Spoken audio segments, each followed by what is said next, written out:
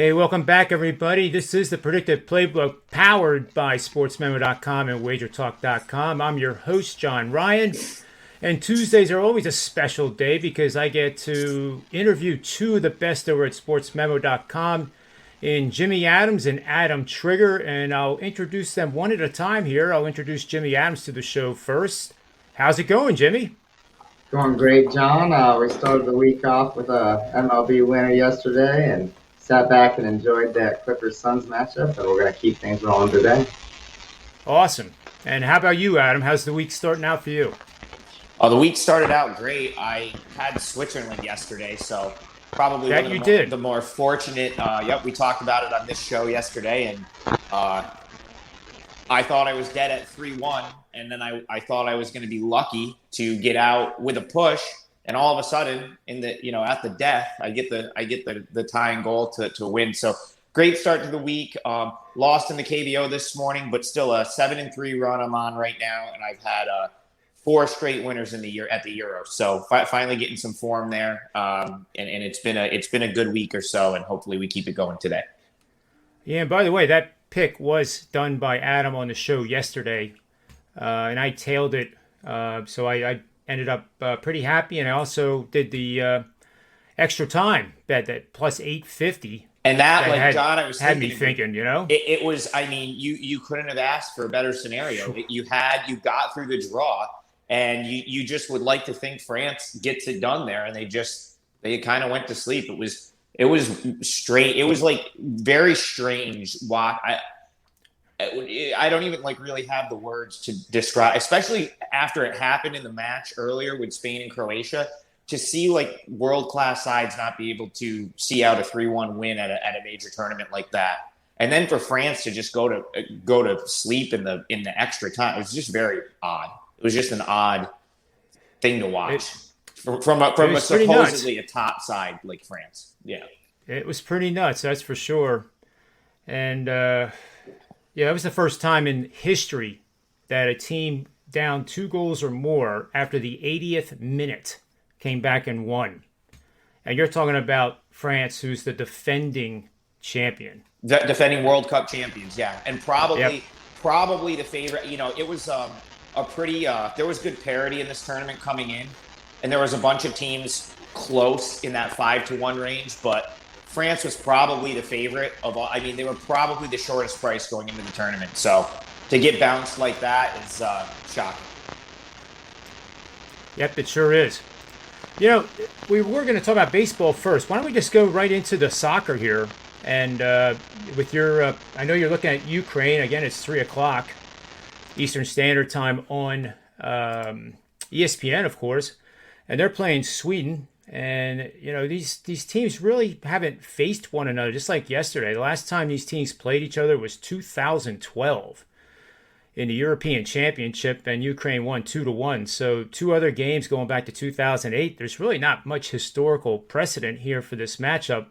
So needless to say, I'm very interested to know who you're leaning on and why, and I'm going to tell you again. Yeah, so the last match was in 2012. Ukraine won 2-1, and the 2 goals were scored by Andrei Shevchenko, who's now Ukraine's manager. And he's and I really like how Ukraine has played under him. So I'm on Ukraine here, and I'll just point this out. I mean, you want to talk about money moving in the betting market? Ukraine has been getting hammered by sharp, what I think is probably sharp money all morning, to the point where, I ended up having to go the draw no bet route. I really wanted to play this on the Asian handicap. And if you have a book that's asleep at the wheel and is still hanging a minus 130 on the Asian handicap line, or something like minus 125, minus 130. And when I say Asian handicap, I mean it'll probably be listed as Ukraine plus 0.25 or plus. It's basically where if Ukraine draws, you win half and you push half. If your book still has that at a reasonable price, I would jump on it right now. However, I'm going to go I think the better bet. I don't think you want to go crazy laying that kind of juice on an Asian handicap. So if you're seeing minus 150, minus 160, I would just go the draw no bet route, and that's the bet that That's my best bet for today. That's my 4-unit play. I actually gave this one out at Sportsmemo for free. So if you want to see my long form notes on it, you can go over to my Twitter at TopFlightSI or my Sportsmemo page, and the full write-up is there. But yeah, I'm going to go Ukraine draw no bet. You're actually getting some plus money here. So it's still plus 110 just about everywhere. And for me, this is really, it's more what I think, kind of like yesterday where I said, I don't think we've seen the best Switzerland has to offer yet in this tournament. And I think and I would say they probably played their best match yesterday. I kind of feel that way about Ukraine. Ukraine came into the Euro with a 6-match unbeaten run, and really they just really weren't impressive in group play from a result standpoint. Now, they had moments where they looked like the side I expected they could be. Specifically in the Netherlands match, they were down 2-0, and they scored 2 fantastic goals to tie that match at 2. And then eventually lost it late. And I think that's really sort of the knock on Ukraine has been they've just had some defensive lapses in this tournament that are almost like head scratching. So, coming into this match, I think that's going to be the key, is going to be, can Ukraine shore up the defense a little bit and not sort of give up that sloppy goal that turns the match on its head. With that being said, I think Sweden tends to be really conservative in big matches, knockout play matches. I go back to the first match in group play when they, played Spain, and they really had it ended in a 0-0 draw. And I think that was a 0-0 draw more because Spain just could not find the back of the net. So I think we're going to see Sweden be far more conservative than they were in their last match against Poland, which was a 3-2 final, but it was a match where Sweden had already advanced. So they really were playing with kind of without a care in the world. And I think this could be this could be a lower scoring match than people are expect it to be. But I love Ukraine's got a ton of creative players. I think they're better in the midfield. And I'm just waiting for this team to put it all together, because I really think if Ukraine puts it together, they're the better of these two teams. And, I'm just, so it may be a little bit of a roll of the dice here. I kind of like Switzerland yesterday where I went based on, I just felt like we hadn't seen the best of them at this tournament, and they were capable of more than they showed in group play. That's how I feel about Ukraine. Whereas I think Sweden, they beat Slovakia, which I have as like the worst rated team in the tournament. They did get the draw with Spain. And then the Poland match was sort of like, there just wasn't just as much at stake for them. I think Sweden's going to have a little bit of trouble with the moment here, which they tend to in group phase of these tournaments. And I really like Ukraine. I think they have more creative players. I think they have better. Their midfield is definitely better. Malinowski and I'm going to butcher the names, but they're in my write-up. The two wingers have a really good chance of making an impact. I think Ukraine's going to create more chances in this match, and if they can avoid the big defensive mishap, I like their chances to win. And if it ends in a draw after 90, we get our money back. So I think Ukraine, draw no bet at plus money is really good value and a good bet here. So one quick question for you, and this is directed at the beginners that may be in the audience. This legalized betting is new for millions and millions of people. So step me through in the betting odds again, like you did yesterday. Money line, regular time, and then there's a category team to advance. And what's the difference between the two? Yeah, so that's actually a great point, and we should definitely touch on it again. There's so many different ways to bet these soccer matches, and specifically in knockout play, there's even more options because, you've got a team. So when you're betting the spread market in one of these matches, you're betting on regulation time, meaning your bets are going to go final after the original 90 minutes. So when I say draw no bet, what I mean there is I'm taking Ukraine on the spread, which will either be listed. It's listed at most books as PK. Some books, some of the newer places like Bet Rivers, DraftKings, I see them spelling it out and just listing it as draw no bet or tie no bet, which I like. I think it's a little bit more explanatory than just PK. But basically, that's the bet I'm making here. I want to bet on regulation time. So there is a market, like you could bet Ukraine to advance or Sweden to advance. What you're saying there is I'm taking the team that advances to the next round, meaning it could go to extra time, it could go to penalties. Like, for example, yesterday, if you had Switzerland to advance, that was a pretty huge price. France was like minus 500, probably like minus 450, 450 to advance. And generally, you're going to get you're going to get a better price on the favorite if you're betting them within the 90 minutes. So there's just, you really need to be careful and read the rules of, whatever book you're betting at. Make sure you know what you're betting, because there's a big difference between betting, the spread market where it's, within 90 minutes, or betting to advance, or to qualify. It's listed as sometime where extra time counts, and your bet is going to be decided on the team that actually goes through. And also, one of the biggest things that people get confused with, totals are 90 minutes. So if you don't, if you're 1-1 and it goes to extra time and you've got over 2.5, you lost. It's done. Even if a goal comes in extra time. And I've seen Twitter blow up on some of these extra time results where people just don't understand the rules, because obviously I would say the average person's probably not betting much soccer outside of maybe some of these bigger tournaments. So it's good to sort of reinforce it, because it's it's just not something people tend to bet every day, and some of the rules are pretty quirky, and they're magnified in the knockout stage when there's so many more betting options. Definitely good to know. And it reminds me, and this certainly is not boasting, but we all know I like the PGA Tour, and I interviewed David Behrman and our very own Wager Talks Nick Borman, and I've been able to eclecticize from both of them and come up with some really, really good, consistent results. But this past Sunday, I knew I had Harris English in the one of my 5 entries that was really kicking butt. And I also knew by the first page of the leaderboard, those other names definitely were in the same group. So if you didn't watch it, what happened was Harris English and a rookie tied. So they went on to sudden death. They played 8 holes.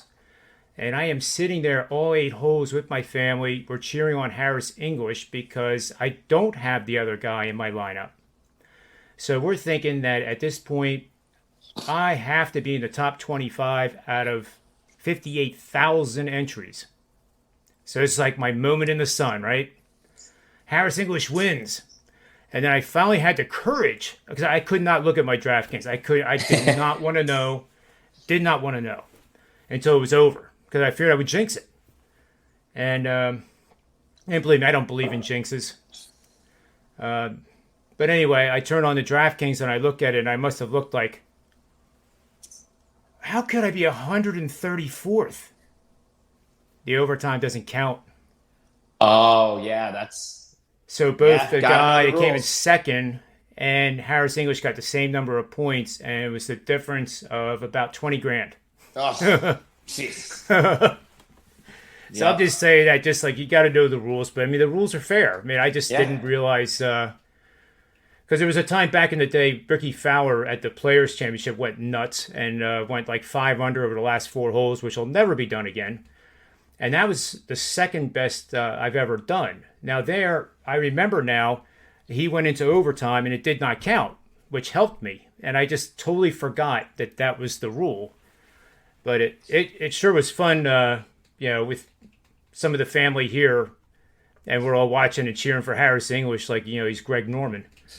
So anyway, know the rules, right? That's the moral of the story. Know the rules. And it extends past, and Jimmy will probably agree with this too. It really, any sport, anytime you make a bet, you need to know the house rules for your own sanity, because you're not going to get screwed over. The rules are the rules, and it is what it is. But I've certainly had times where, different books have different baseball rainout rules. And some, I've seen some of these books, we're so accustomed to getting our money back on a total if it doesn't go 9 innings. And I see some of the Illinois books will pay it out after 7 innings. And it's there's some new quirks with new players in the market. And every book could potentially have different house rules. You just gotta know them. That's really what it comes down to. Yeah, it's important to know your house rules. There have been all kinds of stuff that's happened with COVID. A lot of books just changed to action on the MLB side.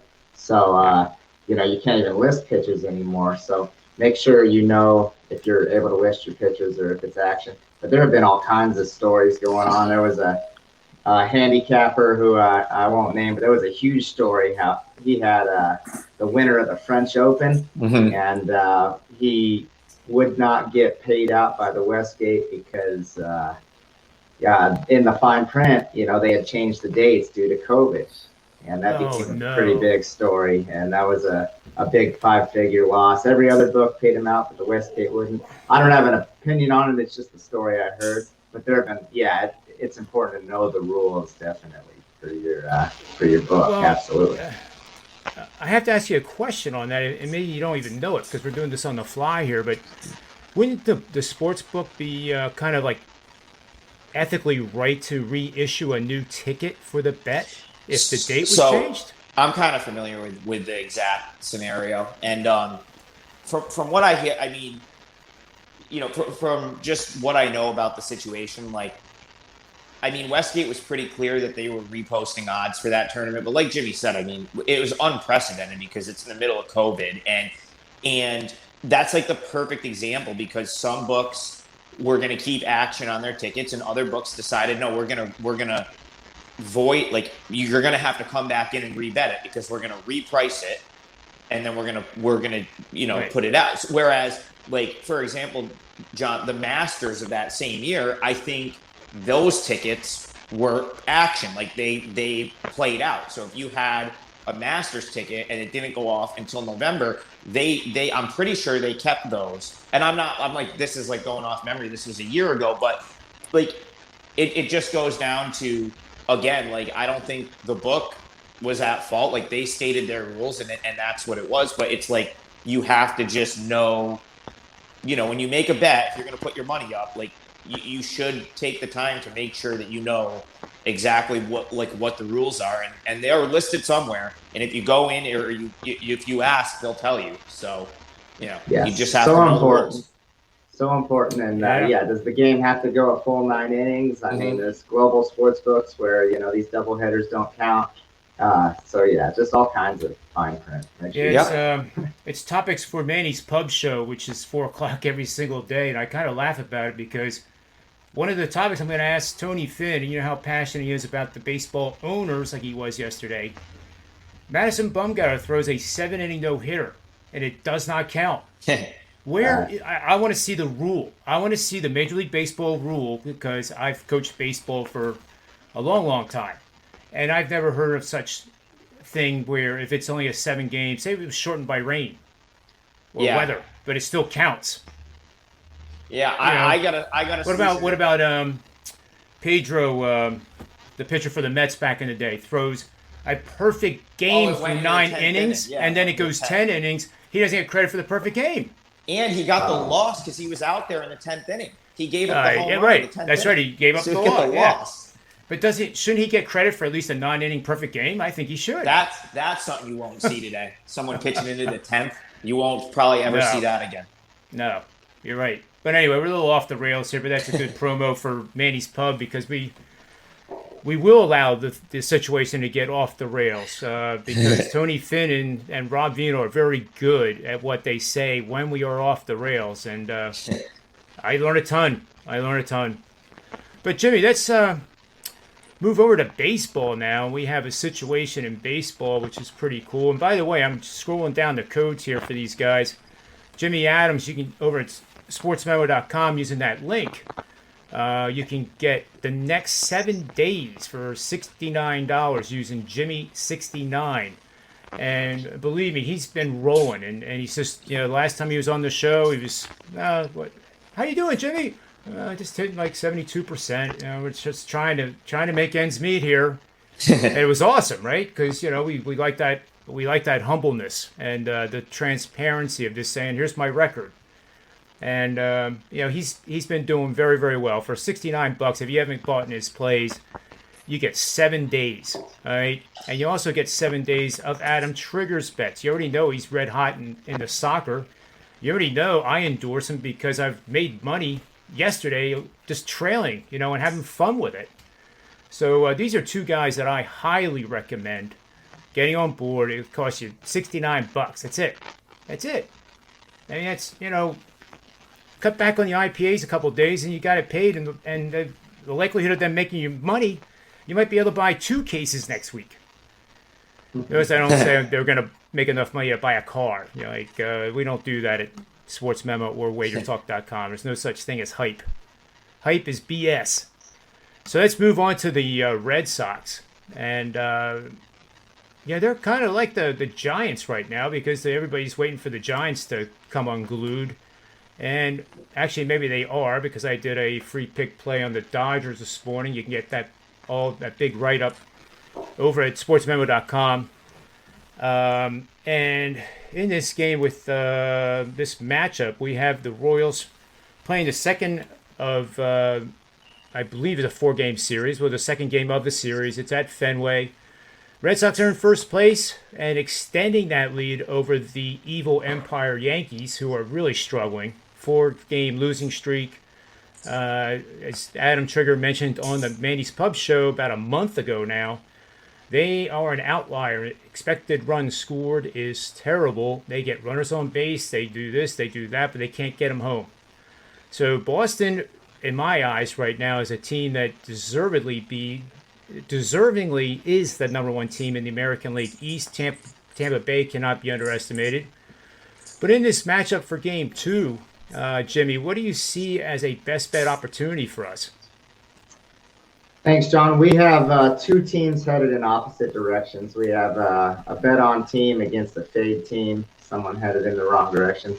The Red Sox have been a team that have made us money all season long. I love betting on the Red Sox. Sometimes we even get them in the dog roll at a great price.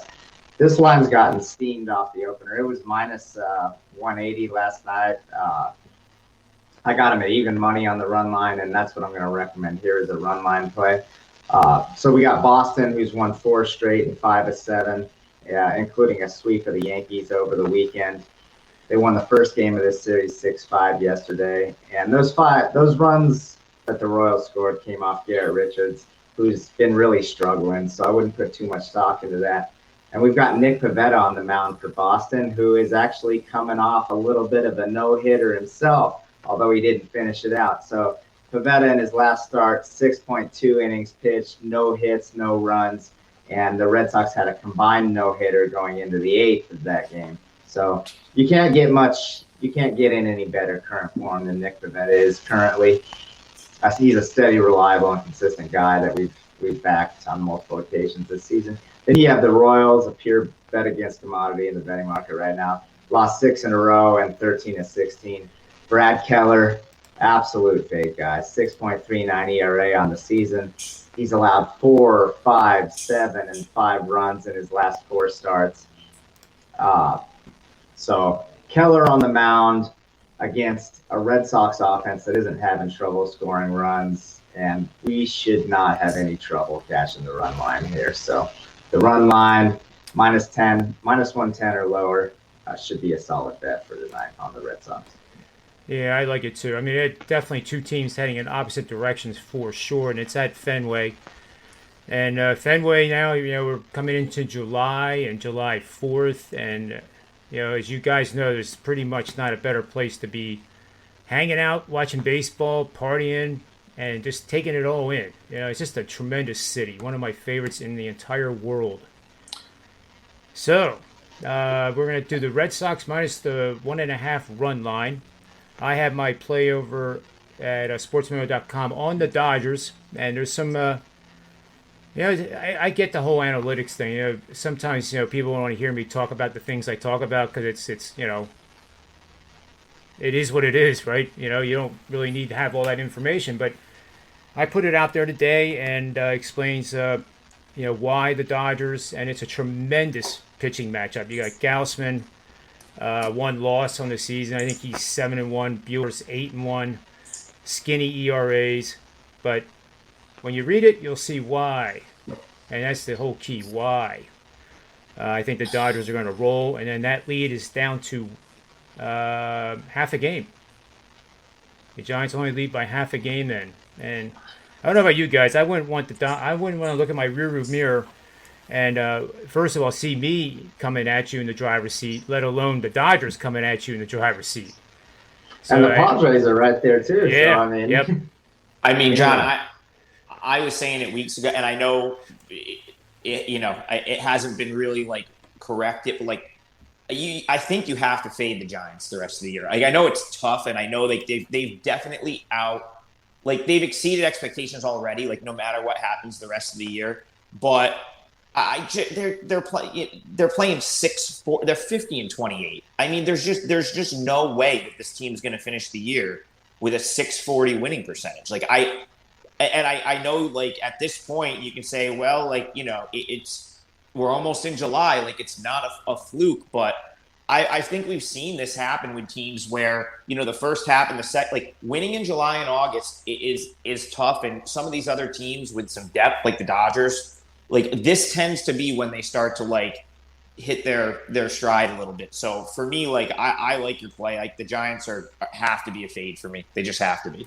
Yep, and they're playing without that guy named Cody Bellinger too. So.